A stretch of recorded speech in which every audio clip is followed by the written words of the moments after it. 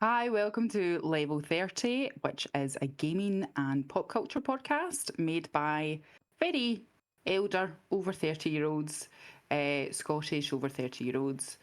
So today we're going to be talking about TV and movie adaptations that have happened in 2024 and possibly what you're looking forward to in 2025. So we're going to go round just now and introduce yourself. So hello, my name is Jen, also known as Jamie. I'm Scott, also known as Half Elf Rose. I am Walt Arcane, the resident VTuber, and I've ate too much chili today. I'm Isla, also known as Zesty Todd, and I've also eaten chili today. Funny that. What a weird coincidence. And we're wearing matching outfits, again, like we're cartoon characters, so you know we're married. Oh, that's cute. You're fucking an anime person? No, I've got Paper better cuts, standards paper than that. cuts. So, who wants to jump in if we're talking about TV shows and movies specifically that have been made from video games? Specifically, on topic, I want to talk about the Borderlands movie. That came out last year. It didn't get good reviews, but I enjoyed it. So did I. So did I. Not seen it. Nah, we ditched you. We knew it wasn't your... I did enjoy it as like a standalone film, I guess. That had nothing to do really with the game that much. I had a newfound enjoyment for Kate Blanchett because I thought she was drop dead gorgeous in that film. Yes. Like weirdly, I've never got the Kate Blanchett hype until I watched Borderlands, and I was like, you know what? I get it. That's the thing, though. She did not look that good in the trailers or the like promotional stuff. And then I started watching the movie, and I was like, "Oh, she looks way better." Mm-hmm. Because I think everyone saw her as they Lilith and was like, changed it. "Oh, she's too old." And I was like, "Shut the fuck up, man." Actually, shut the fuck up. What I didn't enjoy about the Borderlands film was the casting, the story. But the casting mainly because I'm like, okay, Jack Black. Like we know Claptrap's annoying for anybody who's not played Borderlands. Claptrap is this annoying little robot that sort of chases after you and is like, "Hello, minions." Walt does a great impression of Claptrap that makes me laugh every time. But it just like really annoying, and it's just like, yeah, okay, so you thought you'd go for like the goofy, quirky Hollywood guy, Jack Black, and then like casting Roland as Kevin Hart, like just destroyed my soul. For those of you who don't know anything about Borderlands, Roland is meant to be this really cool, stoic soldier who's all about like fighting for freedom, doing what's right, and all this stuff. And I think Kevin Hart played the role quite well, but because it was Kevin Hart, you went in with different expectations. Yeah. Like, he's trying to branch out of his comedy roles, and Roland was not the time to branch out. No, because that's still in a comedy setting. He was meant to be like the straight man in the wacky world, which just didn't. It was fine. Like, I would have cast someone else as Roland, because when you think Kevin Hart, you think he's going to be screaming a lot and making loud noises and just being Kevin Hart. I will say though, I think Jack Black was the perfect casting for Claptrap, because you're meant to hate Claptrap. Yeah. And I got halfway through the movie. I know, but I got halfway through the movie and I was like, "Oh, I fucking hate Claptrap." And I was like, "Oh, that's the point. Oh, he's killing it." I only have one piece of trivia for the Borderlands film, even though I haven't watched it. And it is in the trailer. And you know that shot where they lift up the hatch and like it's the camera looking from inside the hatch? You can see an extra person lifting the hatch up, like a non-actor is in that scene, like to lift up the hatch for them. That made the trailer. And it's in the trailer. You can physically see it in the trailer. So I've got my own little bit of trivia about that movie, which is, and this is part of the spotlight sort of thing I'm trying to bring in. There was a production company that was involved in that movie that was actually based in Glasgow. And unfortunately, it went bust last summer. Oh, so it's a high of, oh look, Scottish company was involved in the production and the graphics, of the special effects of Borderlands movie, and then like many of them in the current day and age, they're going It was. bust. That's So so sad. so They got the job. awkward. Yeah. They were like, "Yay, Borderlands!" And they saw the reviews and were like, "Oh, Oh no, now we're out of business. I thought- Oh, that's they, I I'm thought- they, filing they for did do other insolvency." work. They did do other work, and that was just one of the ones that I've linked it to that I knew we were going to talk about, and I knew I could segue my way into it. I thought you were going to say Valid. like most films now are shot in Glasgow, and I was like, yeah, you could get away with shooting Borderlands in Glasgow. There would be no difference in the actual scenery or anything like that. So yeah, Dystopian Fucking Easter wasteland. Moose. yeah. Nah, I've got some it gear for wasn't- you. It just wasn't great, I guess. It just wasn't. I'd watch Yeah, it again. I think it was fine. I'd watch it Yeah. again with you guys specifically. Okay, so if Borderlands was one that maybe missed the mark but wasn't completely abysmal, is there one that you were like, this is amazing, or oh, it could have been as bad as this one? Arcane. Tell us which category first. Yeah, Arcane's fucking terrible. Tell No, the I'm- truth. Arcane's fantastic. I loved it. I have never played League of Legends. That's a lie. I played League of Legends once and was like, nah. I like showers. And then kind of uninstalled it. But Arcane was so good. Like the art style on its own, fucking beautiful. Absolutely outstanding. You and me are in the same camp where we didn't watch season 1 years ago, but we binge watched season 1 and 2 this year. And I agree, the setting, the frames, the color, the storyline, the complexity of having all the different characters, bring it in, the music, I loved it, and I'm kicking myself for not watching it years ago. So, can I ask what Arcane actually is? Because I hear you guys talking about it all the time, but I didn't know it was a video game adaptation. I thought it was like anime. It's so to It's kind an of animated TV show. yeah. It's not the thing is it gets away with being a good in the sense where there isn't really a plot to League of Legends. It's based off of the game League of Legends. League of Legends is just like there's lore and all that, the characters and all that, and it's everything. But also with Arcane, they do the thing which I believe is the smartest idea whenever you're trying to do a video game adaptation. It's based in an alternate reality, so you can write however you want. You have the base characters, you have your base kind of thing. Storyline is focused around two sisters growing up in the slums with a father figure. Then things happen, and in the city it's based in, you've got the slum area and then the posh upper class area. And in the upper class area, you've got politicians, you've got the mayor equivalent, you've got scientists who are trying to develop this tech, which is central to the story. And in the slum area, you've got different gangs fighting for land and agreements between the uppers and lowers, and all of that conflict that comes from a city in a dystopian set era fighting over this new technology. It's got steampunk elements as well, but it's not like overtly, oh, this is steampunk. Like it's genuinely an interesting setting that they've built. I don't know how much of it pulls directly from League of Legends. I know the characters do. Is League of Legends not that mobile game? There is a mobile game. There is a couple of mobile games. There's what's it called, Wild Rift, where it shortens, it simplifies the gameplay, and then they have teamfight tactics that I play.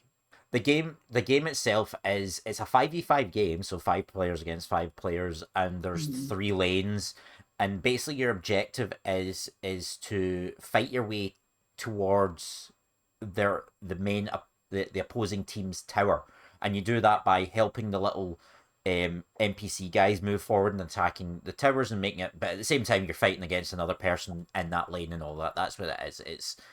As it's called, it's a MOBA, which I'm trying to remember the actual abbreviation. What MOBA is. I was gonna say that, and then I was like, I don't know what MOBA stands for. It's that top-down view where you get to see a little bit of everyone, but it does make it incredibly dull gameplay, like to watch. It does not. It honestly does not seem like the kind of game that anyone here would enjoy. No, yeah, you Maybe guys wouldn't I enjoy don't. it. I don't know. I used to play it. I used to play it. And you're married. Well done. Yeah, I know. I played it casually. I've got friends now that I've got right back into it, and then I'm watching them get back into it, and I'm just looking at them going, "Why?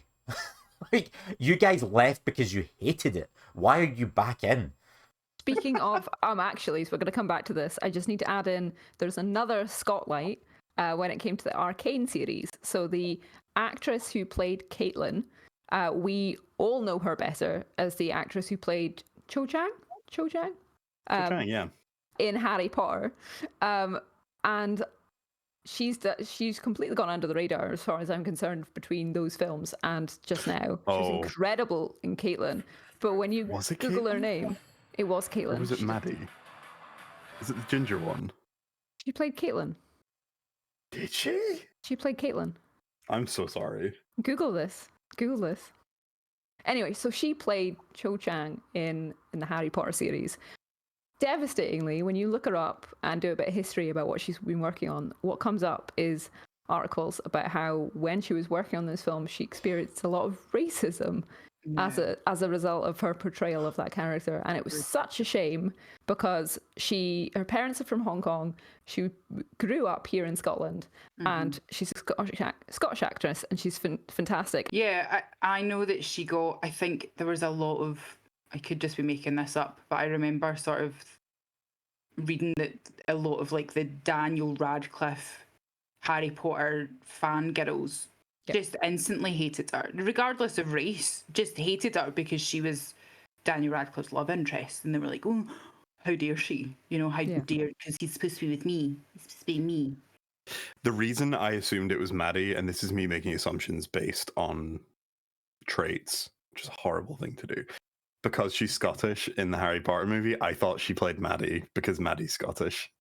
I just assumed. She was very much Caitlin. Very much Caitlin. So I would like to apologize to what's her name? Katie Leung. Katie Leung. I'd like to apologize to you. She's also supposedly got a role in Bridgerton 4. Oh, sweet. Yeah, so she's on the up and up. Okay, so Arcane is up there. Jamie, you've seen The Last of Us, which I haven't, and I really want to. Is it worth it? So worth it. So worth it. Like 100% worth it. I've seen quite a lot of The Last of Us gameplay as well. I've never, as we've discussed previous weeks, I've watched it. Therefore, by proxy, I've played. And I will die on that hill, okay? So I have watched a lot. Like, I believe that I have now played the game fully through watching people play it on Twitch, if that makes sense.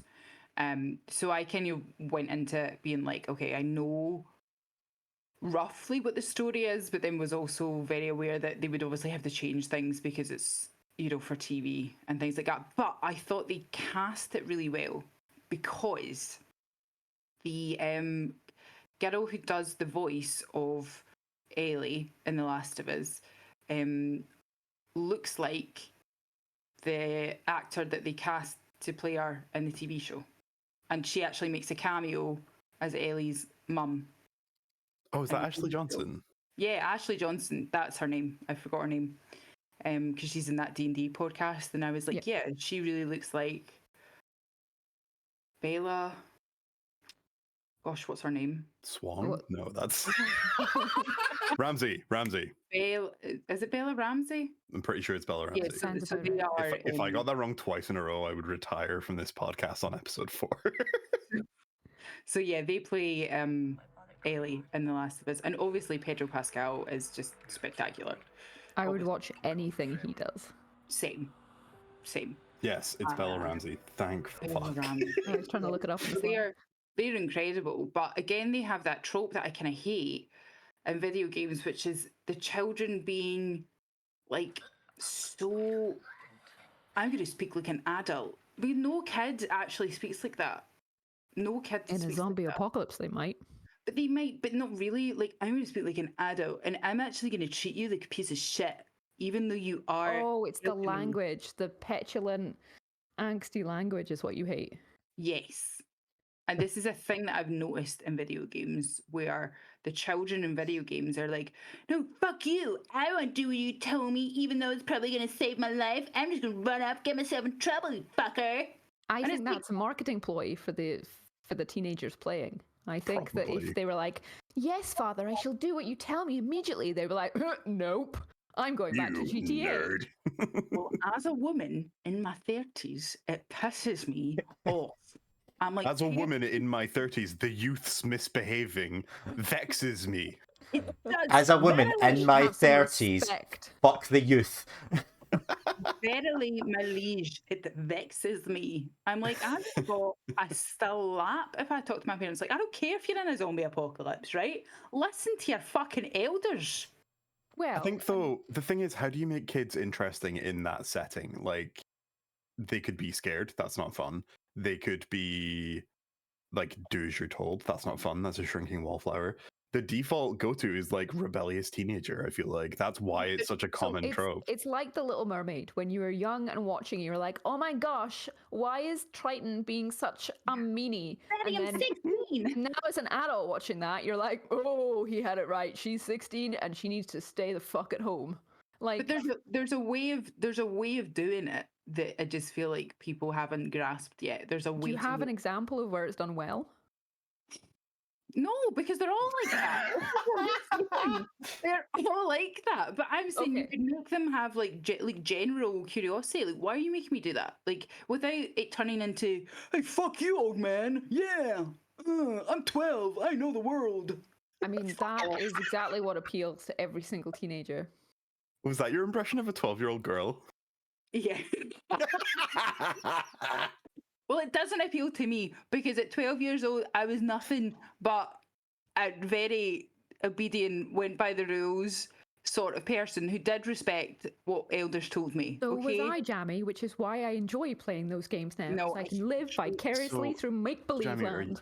are you saying that you don't like it because you feel cheated out of that in your childhood? That's what you wanted? No, And absolutely seeing not. other people live it makes you No. angry? It makes me angry now watching it because they get on my tits because it's like this isn't just like a Saturday down the shops. This is a fucking life or death situation, and you're just going to go off and do your own things if you know better. You've been on this planet 12 years. Calm the fuck down.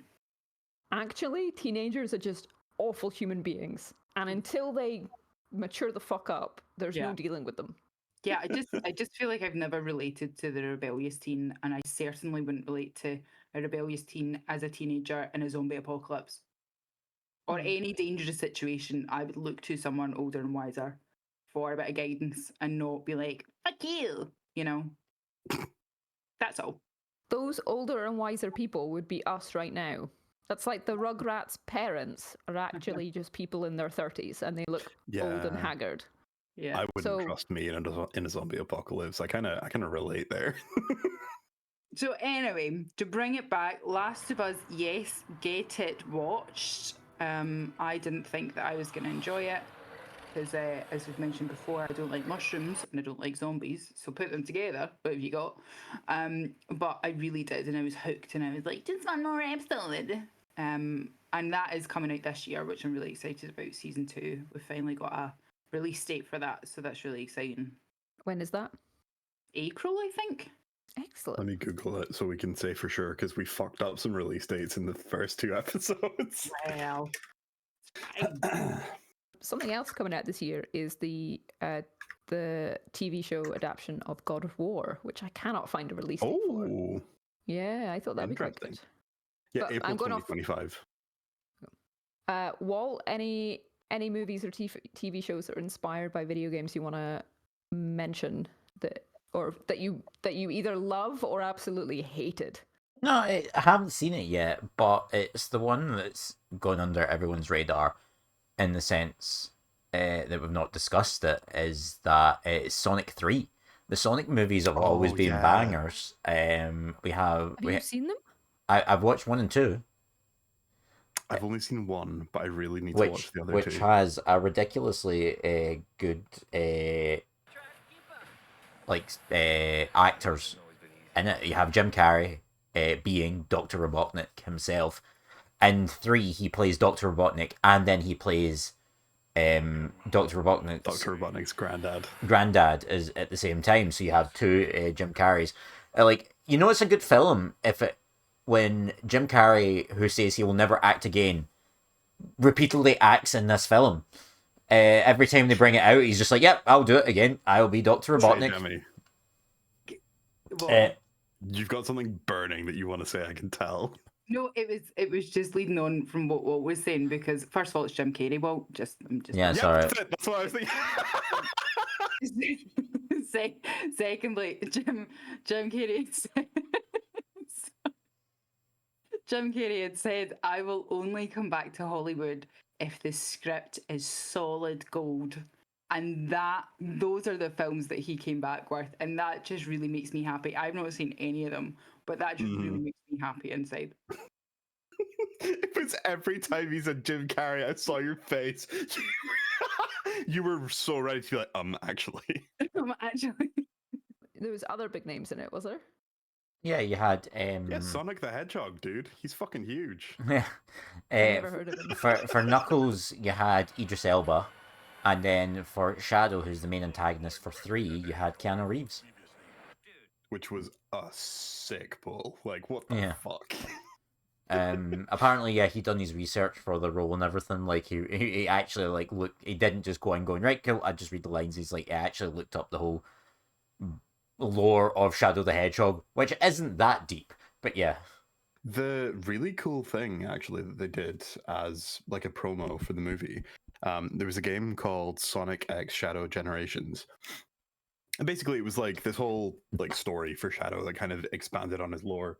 And they did a DLC for the Shadow section of the game where he gets transported to the real world and you play as like Keanu Reeves Shadow, and he voices the character in the game.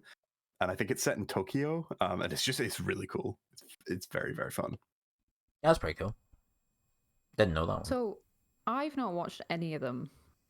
Is it worth watching, or is it just if you're a fan of the franchise, you'll enjoy the movies? No, I think it is good. It's like it had its controversy when the first one came out because the design for Sonic, they tried to make it more realistic, and it That didn't. was awful. It looked horrible, and it was to the point where people believed like, was this a PR stunt?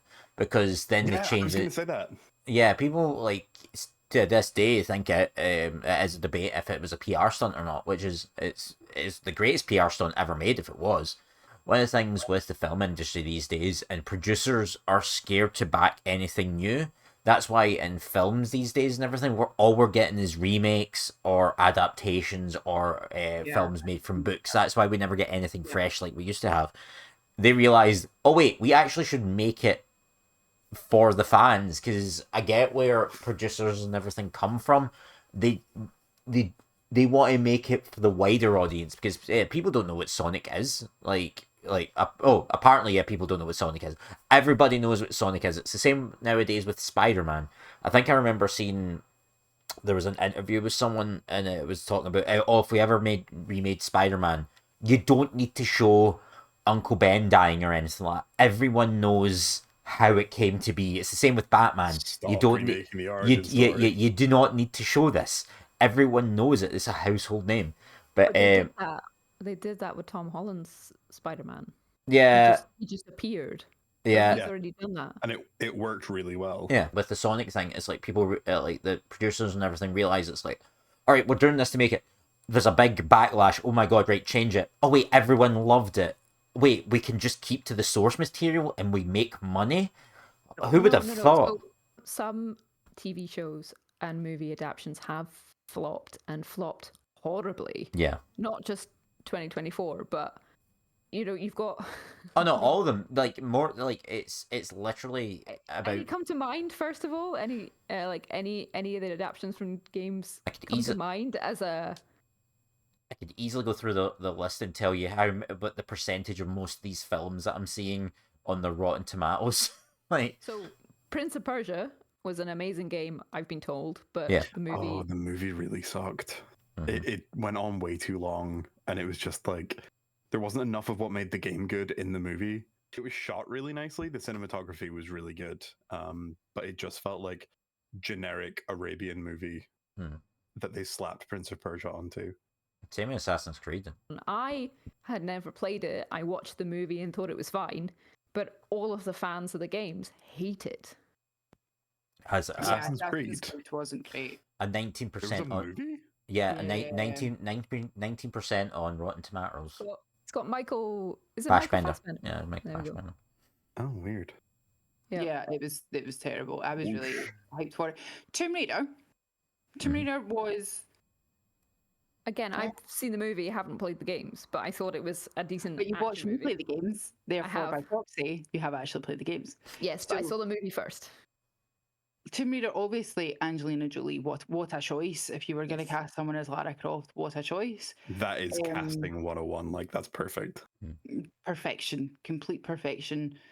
But they just were like, they were all right. You know, there's nothing that's you're like, yes, finally a perfect adaptation. I don't think we've had that yet.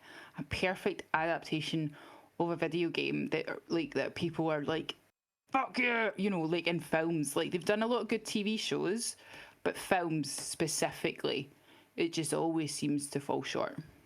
I was going to say The Witcher, but that's very much TV show, not. Yeah, oh yeah, Witcher was Yeah. fantastic. It's got Minecraft movie. Oh god. It's not out It's yet. not out yet, I don't think. It's going to be impossible to like. It's a video game. It is a form of media, but the main thing about a video game is you play it, you have fun, and it's like you do these repetitive things and all that. Like try to like put that as in a structure and a TV series is always really hard. What? Five Nights at Freddy's. Yeah, I didn't see that. I watched it. I liked it. But you watched it? We watched it together. Oh yeah, so we did. So Walt's on the sofa. I've seen I've seen snippets of the game, so by proxy, I have played it. Yes, thank you. I saw the movie and I thought the casting was impeccable. Who's the guy who plays Shaggy in Scooby-Doo movie? Matthew Lillard. Yes. Him. He was incredible in that. And he's just got a wee side character as like the manager who hires the guy to go work at this creepy animatronic show thing overnight as a security guard. Amazing little cameo there. And then as a sort of thriller horror game with jump scares and stuff, I quite enjoyed it, even though I don't usually enjoy that franchise. So I thought that was quite a good one that was condensed down into a movie, not a TV show. So, a question I want to ask all of you is normally something that I would ask on a first date, or I would ask when I'm getting to know someone, which, like, if I know they're into gaming, which is, if you were to design a game, what would that game entail? Where would it take place? What would be the premise? Who would be the characters, etc.? Like, if you could really build your own game, what would it be? So there's two different versions of this. Either that it's a really small, funny, simple, quirky game, which is really silly, or you'd want to be in like the settings of Game of Thrones, and you get to choose which house you align yourself with, and then you can go snooping on people and stabbing people, and you know, do you gather all the fire to then blow up opposing houses? That's the sort of detailed, massive scale sort of thing you'd like. Or what I was thinking of is you're sitting at a desk and you get this is amusing to me and probably no one else. You get details, you get emails in, and you have to decide as the news editor which ones you believe and which ones are false, and then which ones you decide to print and which ones you go, I need more information to. And then you'd see whatever fucking headlines you've got. So you could have like, sky turns green because someone forgot they put a light filter on their window, or like I'd love that as a yes, no, and then the credibility of your paper is like affected by what you choose. Just That's as a little so much silly fun. thing. Can I write the lies?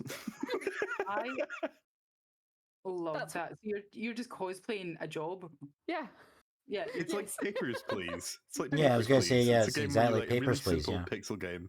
You get like, you are the border patrol. People come up and put their passports down, and you have to decide if the passports are legit or not. That, yeah, it's basically that, even though I didn't Similar. know that existed. Like swiping with Tinder of going publish, scrap, publish, scrap, publish, scrap. And then at the end of the round, you get your newspaper, and it's got a rating on it, right? yeah. I love that. That's actually a really good idea. We should cut this whole part out and make that game. You wouldn't get ratings, you'd get like reader feedback. Mm-hmm. I like that. The opinion of the paper would go up and down. Yeah, precisely. Anyway, so that's my idea of a simple game.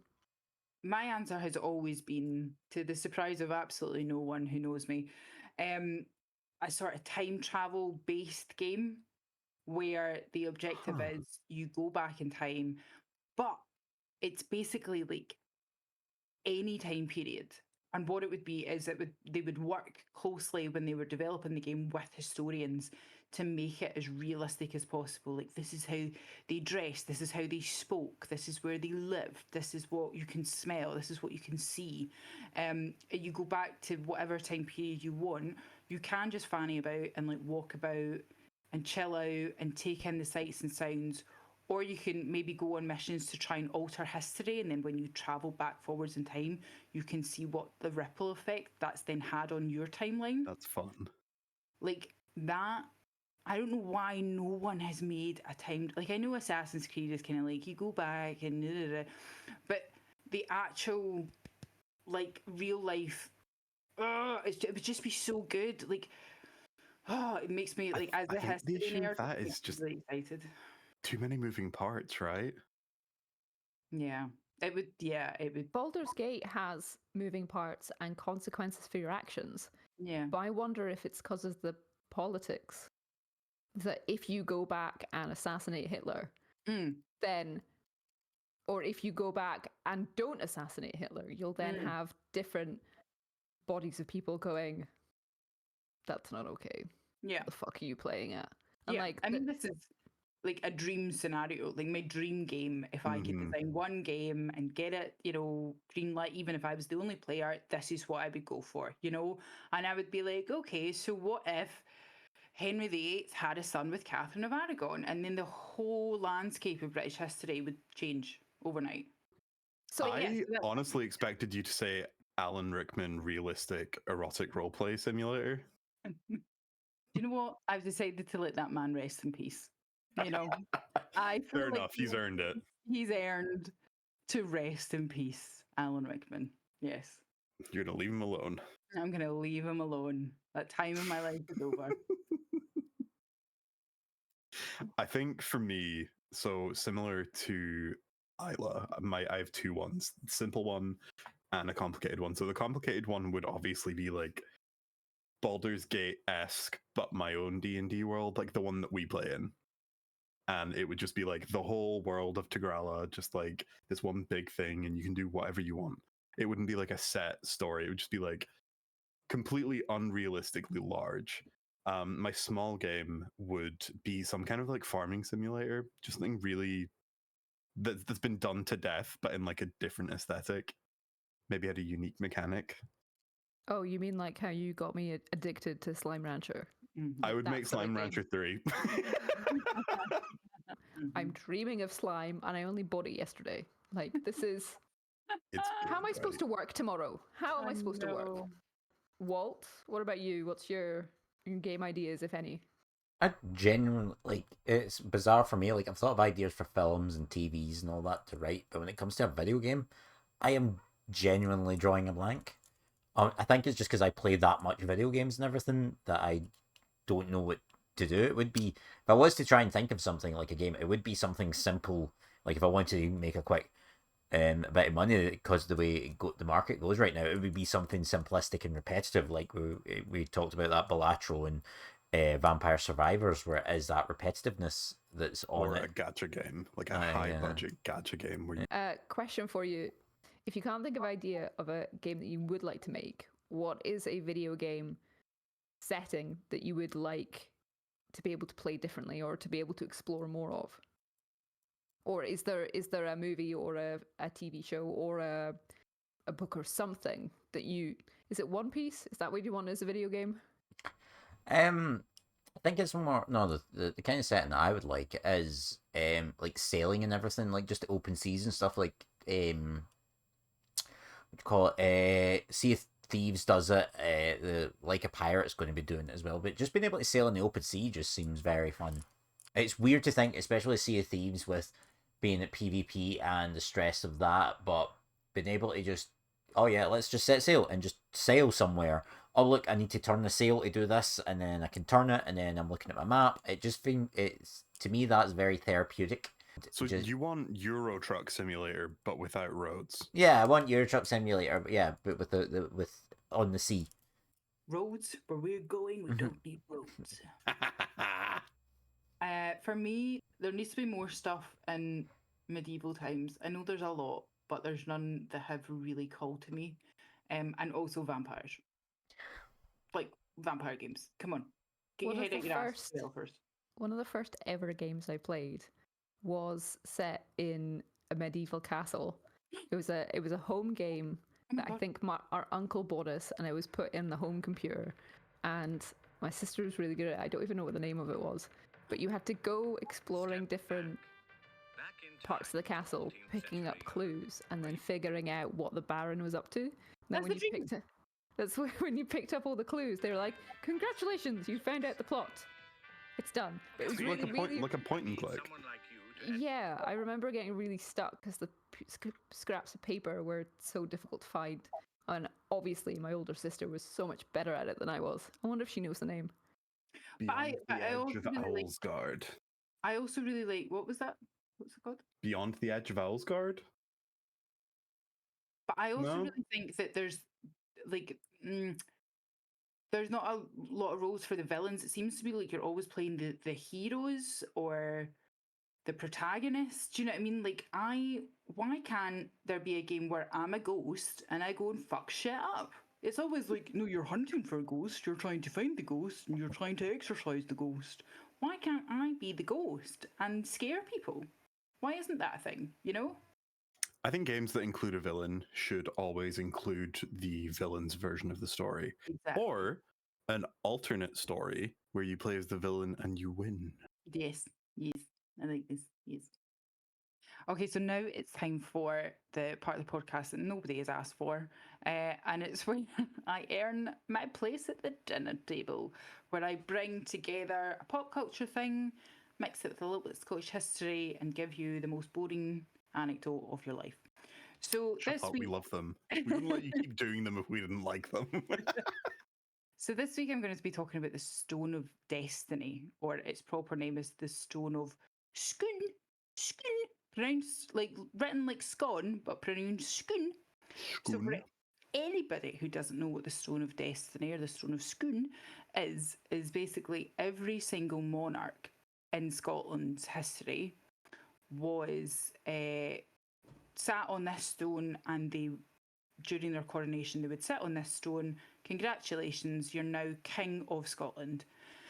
And this was up until the 13th century. And then after the 13th century, the English captured it and they took it down to England with them, where it was just used and lay in I think it was Westminster Abbey, basically lay somewhere down in London for a hell of a long time. So in 1950, 4 Scottish students decided that they were going to steal the Stone of Destiny and take it back up to Scotland. And they were semi-successful with it in the fact that they managed to actually get their hands on it, but of course were subsequently arrested and prosecuted. I don't think any of them got jail sentences. And right now, as of today, the Stone of Destiny now lies in Perth full-time, but it is on loan to the Crown. So if the Crown needs it for a coronation, like Charles III was just kinged, so crowned. So they brought the stone back, crowned, kinged. They brought the stone back down to Westminster for his coronation, but it now fully resides in Scotland. So what this has to do, as it should, yes. What this has to do with pop culture is there was a film made, which hands up I've not actually seen, but it's got sexy Robert Carlyle in, so it's maybe worth a watch, which is sort of loosely based on the travels and adventures of these 4 students in 1950s who just decided, do you know what? Let's go steal that. It's got all right reviews. I've not seen it, so I can't really say that, but it's maybe a good film to watch if you are sort of interested in that sort of thing. So yeah, that is my two little facts. My little facts. I've changed my mind. I want that to be a video game. What, stealing the Stone of Scone? Yeah.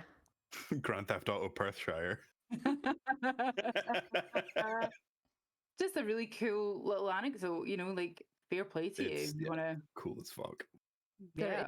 is a conspiracy theory that I've heard. The stone that was given back was not the original. So after they got I've their heard that hands one on as it. well. Yeah.